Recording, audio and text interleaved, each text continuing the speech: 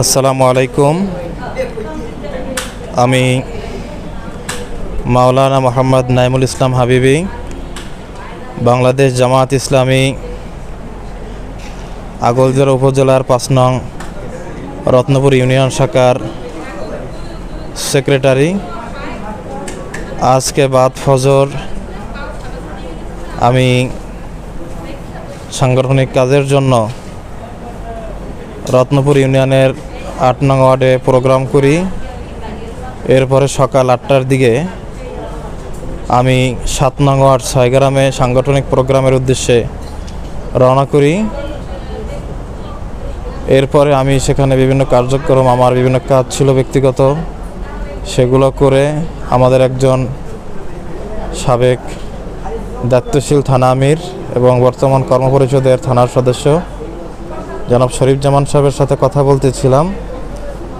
এরপর আমি আমার মসজিদের উদ্দেশ্যে আমি নামাজ পড়ানোর জন্য আমি রওনা যখন হই, তখন ছাত্র দলের মেহেদি মিনহাজ নামের একজন ব্যক্তি আমাকে ডাক দেয় যে ভাই একটু এদিকে আসেন চায়ের দোকানে। আমি তার কাছে গিয়ে কুশল বিনিময় করি, ভাই কেমন আছেন। তার সাথে আর একজন ব্যক্তি ছিল, উনিও নাকি সাবেক ছাত্র দলের নেতা, কাউসার নাম ওনার, ৬ গ্রামে বাড়ি। ওনারা আমাকে বলে যে আপনি বিএনপির ব্যাপারে মাঝে মধ্যে নাকি কথা বলেন। আমি বললাম গঠনমূলক কিছু সমালোচনা মাঝে মধ্যে হয়তো বা করি, আমি তো কোনো উচ্ছৃঙ্খল কথা বা কারো ব্যাপারে কোনো খারাপ মন্তব্য করি না। বিরোধী দলও তো সংসদে বসে সরকারি দলের গঠনমূলক সমালোচনা করে।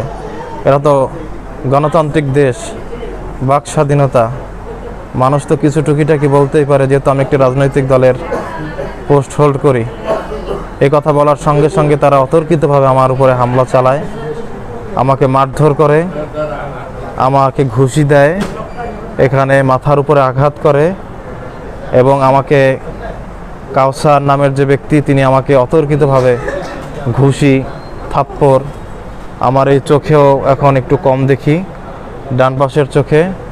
এবং মেহেদি মিনহাজ নামের যে লোকটি ছিল ছাত্র দলের, জাতীয়তাবাদী ছাত্র দল, উনি আমাকে খারাপভাবে ৪-৫টা লাথি দেন এবং আমি তখন তাদের কিছু বলিনি, আমি প্রতিহত করারও চেষ্টা করিনি।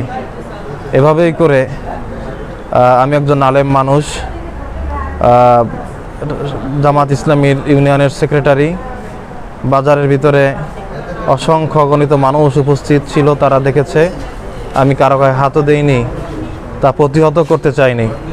কিন্তু অন্যায়ভাবে আমি জামাত ইসলাম করার কারণে জামাত ইসলামীর কাজ ইউনিয়নে বৃদ্ধি হচ্ছে, দিন দিন মানুষজন জামাত ইসলামীর দিকে ঝুঁকছে, ইসলামী ছাত্র শিবিরের দিকে ঝুঁকছে।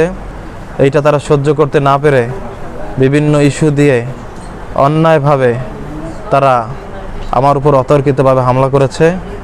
আমি যারা বিএনপির ঊর্ধ্বতন দায়িত্বশীল রয়েছেন, আমি তাদের কাছে এর বিচার কামনা করছি। বিশেষ করে আমাদের বরিশাল ১ আসনের সংসদ সদস্য এবং তথ্যমন্ত্রী জনাব জহিরুদ্দিন স্বপন সাহেব, তিনি অত্যন্ত বিচক্ষণ রাজনীতিবিদ, তিনি একজন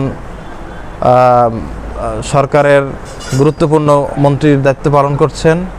আমি তার কাছে বলতে চাই যে আপনার যারা কর্মীরা অন্যায়ভাবে আলেম ওলামাদের উপরে হামলা করে, মসজিদের ইমামের উপরে হামলা করে, বিরোধী দলের নেতাদের উপরে যে অতর্কিতভাবে হামলা করেছে বা করে, এগুলোর আপনি দৃষ্টান্তমূলক শাস্তির আওতায় তাদেরকে আনুন, এই দাবি আমি করছি। আমার জন্য সকলে দোয়া করবেন। আসসালামু আলাইকুম ওয়া রাহমাতুল্লাহ।